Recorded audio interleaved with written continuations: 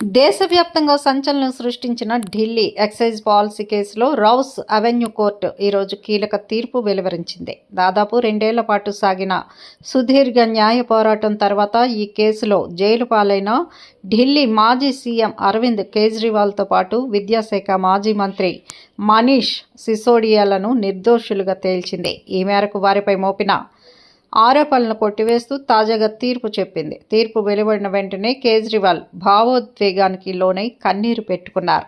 తన అక్రమంగా ఇంటి నుంచి తీసుకెళ్లి జైల్లో పెట్టిన రోజులను గుర్తు చేసుకుంటూ చివరకు సత్యమే గెలిచిందని పేర్కొన్నారు. రాజకీయ కక్ష సాధింపులో భాగంగా తమపై బురద చల్లారని ఆరోపించారు.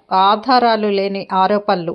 ఈ కేసులో అరవింద్ కేజ్రీవాల్, మనీష్ సిసోడియా మధ్య ఎలాంటి కుట్ర జరగలేదని, సిబిఐ సమర్పించిన సాక్ష్యాల్లో పసలేదని కోర్టు తేల్చి చెప్పింది. కేవలం అనుమానాలతో తీవ్రమైన ఆరోపణలు చేయలేరన్నారు. ఆధారాలు లేకుండా ఒక వ్యక్తిని దోషిగా నిలబెట్టడం సరైంది కాదని కోర్టు వ్యాఖ్యానించింది.